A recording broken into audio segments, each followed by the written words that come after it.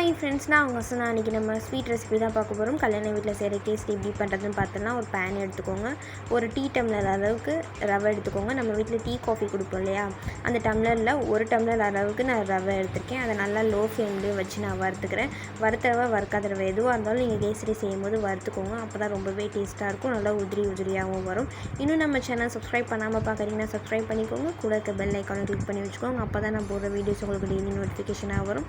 இப்போ ரவை வறுத்துருச்சு. இப்போ ஒரு பிளேட்டில் மாற்றிக்கலாம். அதே கடாயில் நான் 2 டம்ளர் அளவுக்கு தண்ணி ஊற்றிக்கிறேன். 2 டம்ளர், அரை டம்ளர் இப்போ தண்ணி ஊற்றிக்கிறேன். இன்னொரு அரை டம்ளர் பால் ஊற்றிக்கலாம். பால் ஊற்றி நல்லா கொதிக்கணும். இந்த தண்ணி கொதிச்சது நல்லா கொதிச்சாதான் அதுக்கப்புறம் தான் நம்ம கேசரி கலர் சேர்க்க போகிறோம். இப்போ நம்ம கேசரி கலர் சேர்த்துக்கலாம். உங்களுக்கு என்ன ஃபுட் கலர் தேவையோ அந்த ஃபுட் கலர் சேர்த்துக்கோங்க. ஒரு பிஞ்ச் ஏலக்காய் பவுட்ரு சேர்த்துக்கோங்க. ஏலக்காய் பவுட்ரு சேர்த்ததுக்கப்புறம் நம்ம வறுத்த ரவை இருக்குது இல்லையா, அதை எடுத்து சேர்த்துக்கலாம். அதை எடுத்து நல்லா சேர்த்து கை விடாமல் கிண்டிடுங்க. கை விட்டிங்க அப்படின்னா கட்டி விழுந்துடும். கை விடாமல் கிண்டிக்கிட்டே இருங்க. நல்லா இந்த மாதிரி கை விடாமல் கிண்டுங்க. ஒரு பிஞ்ச் சால்ட் போட்டுக்கோங்க, உப்பு போட்டுக்கோங்க. இந்த அளவுக்கு கெட்டி பதமாக வந்துடும். வந்ததுக்கப்புறமா நீங்கள் வீட்டில் என்ன ரீஃபைண்ட் ஆயில் யூஸ் பண்ணுவீங்களோ அதை சேர்த்துக்கோங்க. ரீஃபைண்ட் ஆயில் தான் யூஸ் பண்ணணும். ரீஃபைண்ட் ஆயில் இல்லைனா தேங்காய் எண்ணெய் யூஸ் பண்ணிக்கலாம். நான் இப்போ தேங்காய் எண்ணெய் தான் யூஸ் பண்ணியிருக்கேன்.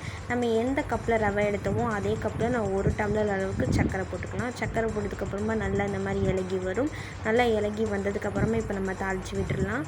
2 டேபிள் ஸ்பூன் தேங்காய் எண்ணெய், 1 டேபிள் ஸ்பூன் கீ எடுத்துக்கோங்க, நெய் எடுத்துக்கோங்க. உங்களுக்கு தேவையான கேஷ்யூஸ் சேர்த்து நல்லா அதில் ஊற்றி விட்டுருங்க. கேசரியில் ஊற்றி நல்லா கிளறி விட்டிங்கன்னா கேசரி ரெடி ஆகிடும். இதே மாதிரி நீங்களும் ட்ரை பண்ணி பாருங்கள்.